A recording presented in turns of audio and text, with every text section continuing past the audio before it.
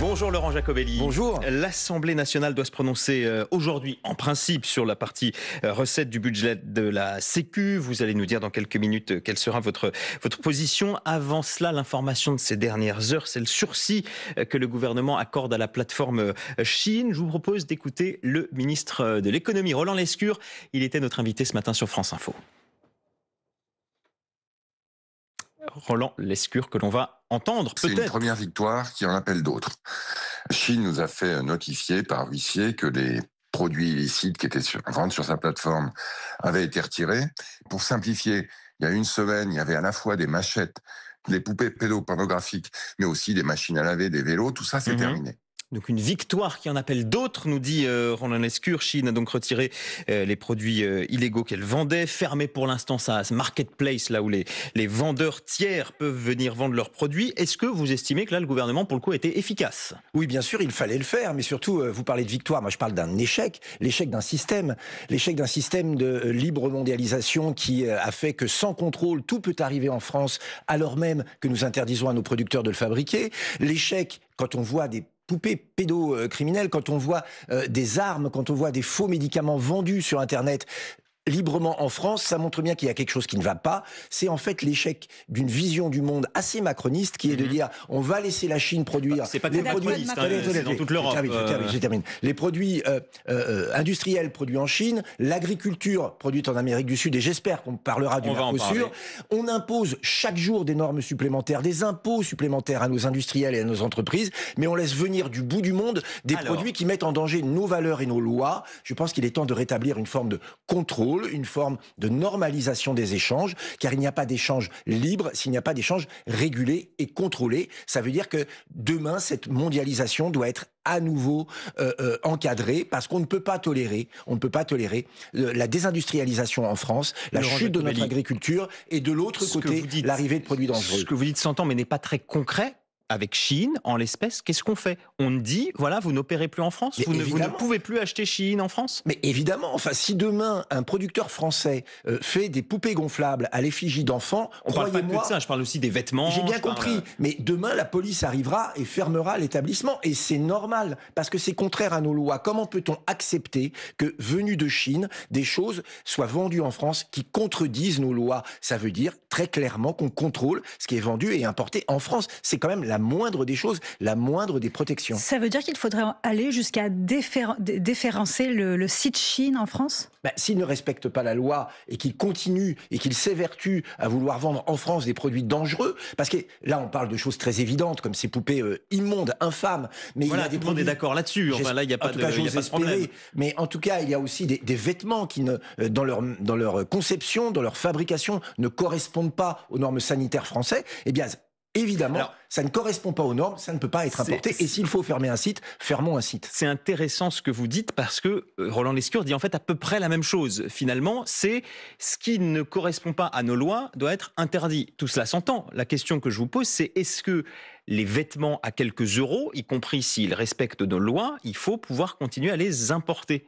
Le problème est que si on ne le fait pas, beaucoup de Français ne pourront plus avoir accès aux vêtements. Ce qu'il faut aujourd'hui, c'est redonner du pouvoir d'achat aux Français pour faire en sorte que ces produits... Vous n'êtes pas pour l'interdiction totale de Shein. Mais nous ne sommes pas pour l'interdiction du commerce. Nous sommes pour le contrôle du commerce. Si un produit vient de l'étranger et est vendu en France et respecte l'intégralité de nos normes et de nos règles, il peut évidemment être vendu. On ne veut pas construire des murs autour de la France, mais on veut un peu de bon sens. Quand un produit en Amérique du Sud, quand l'élevage est fait avec des hormones qui sont interdites en France, on veut que le Mercosur ne puisse pas s'appliquer. Quand un produit en Chine est fabriqué avec des fibres toxiques, on veut qu'il ne soit pas importé en France. Protéger les Français, protéger l'entreprise française et protéger les économies françaises. Ça s'appelle la souveraineté. Quand le gouvernement veut réguler le flot de colis qui arrive aussi de ces plateformes, avec par exemple cette taxe à 2 € par article qui arrive dans les colis. Vous dites au Rassemblement national, c'est faire les poches aux Français.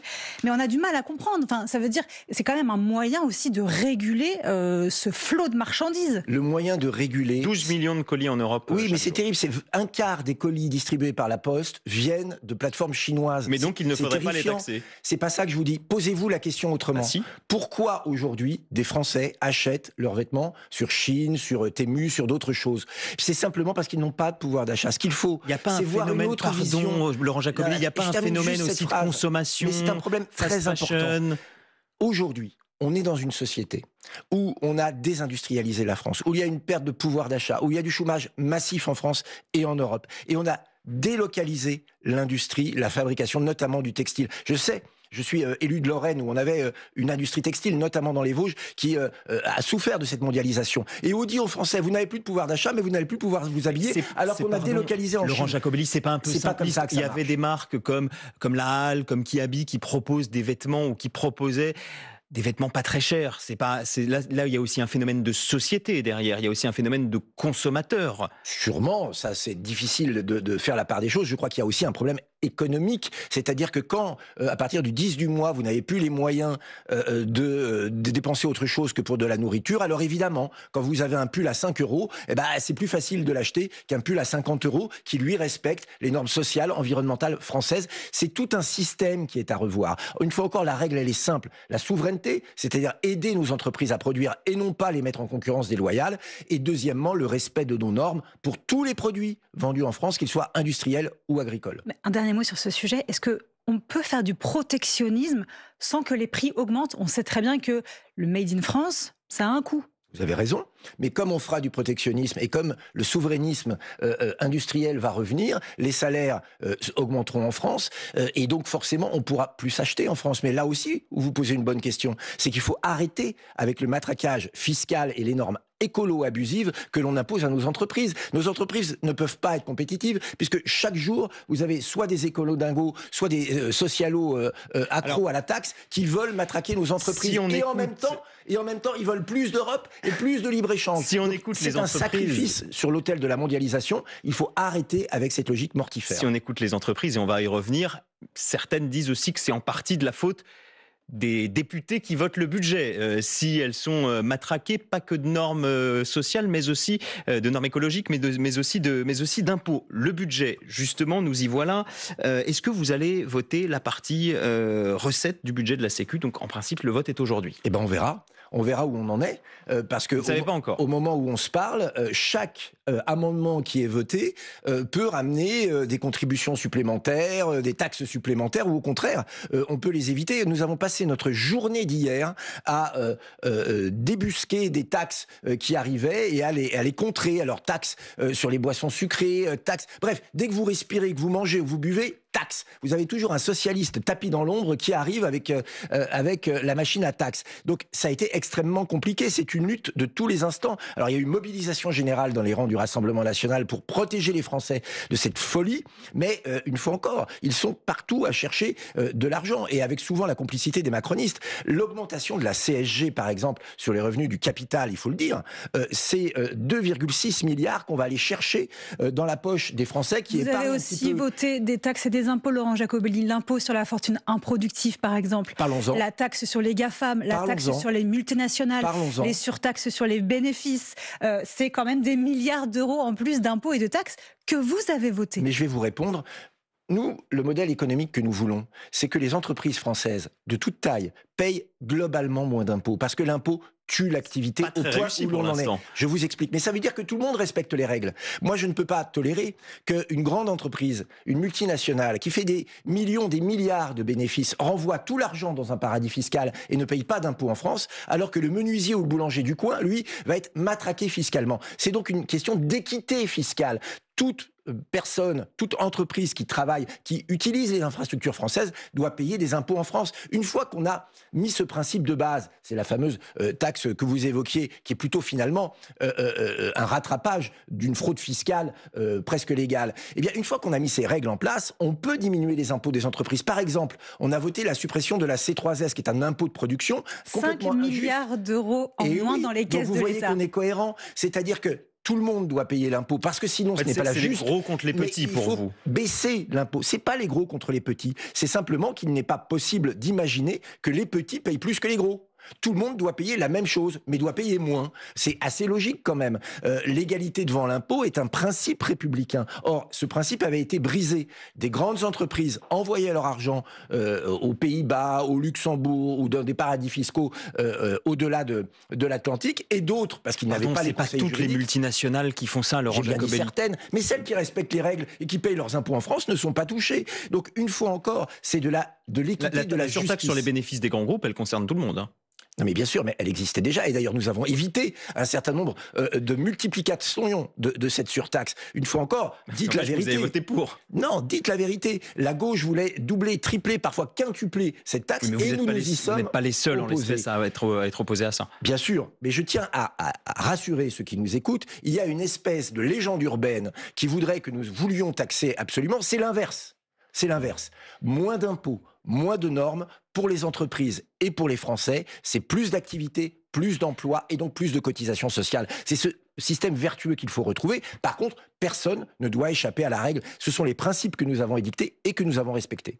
Laurent Jacobelli, la ministre de l'Action et des Comptes Publics, Amélie de Montchalin, était sur notre plateau hier matin. Elle porte un jugement assez sévère sur votre attitude dans l'hémicycle. Elle vous voit comme des arnaqueurs. On l'écoute.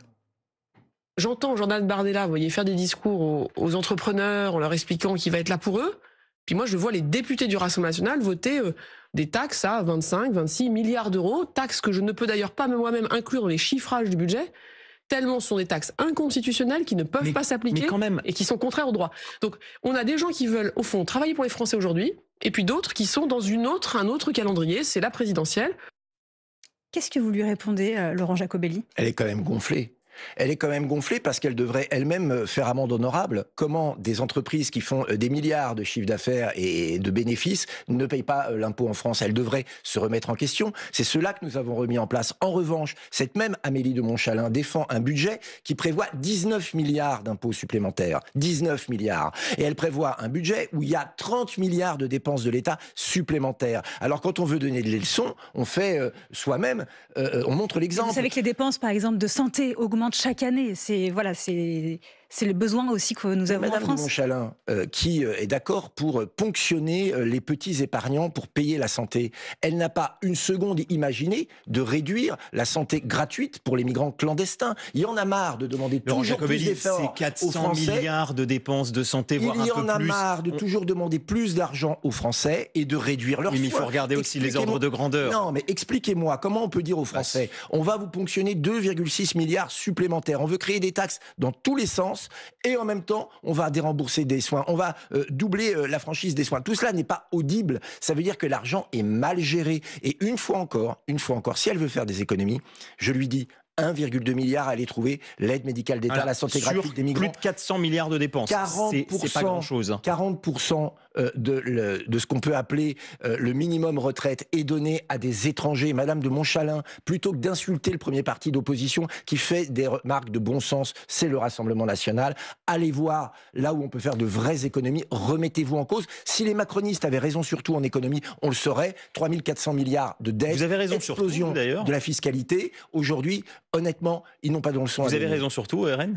En tout cas, je crois qu'on a imaginé un modèle cohérent. Voilà, c'est l'inverse de ce qui se passe là. Mais vous savez, je crois que tout ce qu'on avait dit, malheureusement, parfois, est avéré. Le manque de souveraineté, c'est l'importation de produits qui ne correspondent pas à nos normes. Alors, on le vit tous les jours. C'est la hausse de la fiscalité, on le vit tous les jours. Il serait temps d'essayer le Rassemblement national. Laurent Jacobelli, on va parler d'importation de produits agricoles, en l'espèce, avec l'accord avec les pays du Mercosur. Juste après, l'essentiel de l'actualité en 1 minute. Il est 8h48 et c'est Manon Lombard-Brunel. 5 ans après l'attentat de Romans-sur-Isère, Abdallah Osman Ahmed a été reconnu coupable d'assassinat et de tentative d'assassinat terroriste, condamné hier soir par la Cour d'assises spéciale de Paris à 30 ans de réclusion criminelle. Sa peine est assortie de 20 ans de sûreté et d'une interdiction définitive du territoire français. Les équipes de nuit chargées de la surveillance du dépôt du tribunal de Bobigny seront désormais toujours composées d'une femme. Conséquence de la mise en examen pour viol de 2 policiers le week-end dernier. Ils sont accusés de s'en être pris une détenue dans une des cellules du tribunal. tribunal. Pas de pause ce week-end sur les bancs de l'Assemblée nationale. Les députés vont continuer d'examiner aujourd'hui et demain le projet de budget de la sécurité sociale. Hier, ils ont voté pour un affichage obligatoire du Nutri-Score, sauf sur certains produits du terroir. Et puis c'est une affiche qui hante encore les Français fans de rugby 2 ans après leur élimination en quart de finale du mondial. Les Bleus retrouvent ce soir l'Afrique du Sud, début de la tournée d'automne de l'équipe de France. C'est à 21h10 au Stade de France. France Info. Le 8h30 France Info, Adrien Beck, Mathilde Siro. Nous sommes toujours sur le plateau de France Info avec notre invité ce matin, Laurent Jacobelli, porte-parole du Rassemblement national et député de Moselle. Alors on évoquait avec vous cet examen du budget, le budget de la sécurité sociale. Vous nous avez dit d'ailleurs que vous ne saviez pas encore quel serait le vote de votre groupe aujourd'hui ou demain sur la partie recette du budget de la Sécu. On avait quand même une question à vous poser parce que ce n'est pas très clair sur la stratégie de votre groupe à l'Assemblée. Est-ce que concrètement vous allez voter toutes les motions de censure qui se présenteront à vous dans les jours ou semaines à venir? Évidemment qu'on est prêt à voter une motion de censure. Je ne sais pas à quel moment elle arrivera et ce qu'il y aura marqué dedans, mais sur le principe, on est évidemment ouvert à cela. Pourquoi ? Parce que nous continuons à dire qu'il faut une Assemblée nationale avec une majorité dedans, avec une majorité qui donne un objectif, qui définit une stratégie, un budget n'étant finalement que la traduction en chiffres d'une volonté politique. Or, aujourd'hui, il n'y a plus de volonté politique, il n'y a plus de capitaine à bord, et donc on voit un budget qui ne ressemble absolument à rien, et donc qui n'a aucune stratégie, puisque c'est un budget qui va creuser le déficit. À la censure et à la dissolution. Bien évidemment, notre pays, sous la Ve République, ne peut fonctionner qu'avec une majorité parlementaire, un Premier ministre issu de la majorité parlementaire pour mener une politique. Donc on est très clair, nous voulons, Rassemblement national et alliés, avoir la majorité à l'Assemblée nationale avec nos amis de l'UDR. Même si ce scénario s'éloigne, malgré tout. Et que Jordan Bardella soit Premier ministre, parce que ça veut dire qu'il y aurait effectivement un allègement fiscal, un allègement des normes, le paquet mis sur la sécurité et la lutte contre l'immigration clandestine, ce que veulent les Français. Aujourd'hui, quel est le cap du gouvernement ? Personne n'en sait rien, même pas eux. On va justement évoquer un sujet brûlant d'actualité avec vous, Laurent Jacobelli. Venons-en au Mercosur, cet accord commercial entre l'Union européenne et donc les pays d'Amérique du Sud. Emmanuel Macron s'est dit positif sur le fait que cet accord puisse aboutir. On rappelle que le traité a été signé fin 2025, qu'il a été ratifié par la Commission européenne il y a quelques semaines. On écoute justement le président, il s'exprimait hier soir, il est en Amérique du Sud. Comme je le fais depuis le premier jour avec responsabilité et loin de tous les discours démagogiques, je défends les intérêts de nos producteurs, industriels comme agriculteurs. Je défends aussi l'intérêt de nos consommateurs. Alors, sans surprise, le fait qu'on puisse aboutir à cet accord commercial a suscité un tollé de la part de la FNSEA, des agriculteurs. On connaît d'ailleurs, vous, au RN, votre opposition farouche à cet accord commercial, notamment pour la défense des agriculteurs français. Mais là, concrètement, qu'est-ce que vous demandez au président ? Si on va tout droit vers la signature de cet accord, est-ce que vous lui demandez des garanties ? Vous lui demandez des compensations, des aides supplémentaires ? Qu'est-ce que vous lui demandez ce matin ? Il faut arrêter le massacre, monsieur le président de la République. Arrêtez de sacrifier nos agriculteurs sur l'autel d'une mondialisation qui, pour vous, est le seul modèle. Arrêtez d'obéir à Madame von der Leyen, le petit doigt sur la couture. Comment on fait, Laurent Jacobelli ? L'accord est signé. Eh bien, il ne faut pas le signer, et il ne faut pas l'accepter. Et alors, nous sommes un pays souverain, nous avons une volonté. Pas la négociation des traités. Eh bien, ce n'est pas normal, et nous devons avoir un droit d'opposition. L'Assemblée nationale s'est prononcée. Nous ne voulons pas du Mercosur. Nous ne voulons pas. Mais nous sommes minoritaires, la France, sur ce sujet. Mais peu importe, défendons nos agriculteurs. Aujourd'hui, nous allons devenir importateurs nets de produits agricoles. C'est-à-dire que le monde entier envahit la France de produits agricoles de moins bonne qualité que ce que nos agriculteurs sont capables de faire. Est-ce que le modèle de M. Macron, c'est de tuer l'agriculture comme il a tué l'industrie ? Moi, je viens d'une région, la Moselle, où ce type de politique, et c'est pas que M. Macron, c'était Hollande avant lui et bien d'autres, ont tué notre industrie sidérurgique sur l'autel de la mondialisation. Ils veulent faire pareil de l'agriculture dans un idéal européiste. Donc il faut reprendre les choses en main. Là-dessus, on peut quand même en douter, puisque le président de la République lui-même a longtemps dit son opposition à cet accord. Mais enfin, vous ne l'avez pas cru quand même. A-t-il demandé des garanties ? Est-ce que, à défaut que cet accord ne soit pas appliqué, ou en tout cas on puisse en sortir, quelle garantie vous demandez ? Est-ce qu'il y a quand même des choses, vous dites ça, il faudrait au moins qu'on ait ça ? Aucun produit ne peut être vendu en France s'il ne respecte pas les règles sociales, environnementales et les normes qui sont imposées à nos agriculteurs. Sinon, c'est de la concurrence déloyale. Il faut faire beaucoup de contrôles, de traçabilité, de normes sanitaires. À la fois contrôler et refuser l'importation de produits dont on sait très bien que les règles de production ou d'élevage ne sont pas les mêmes que nôtres. Ne croyez pas le président de la République. Trahison et mensonge sont les deux mamelles du macronisme. Merci Laurent Jacobelli, député Rassemblement National de la Moselle, d'avoir été l'invité du 8h30 France Info. Merci Mathilde Sirot. Restez avec nous.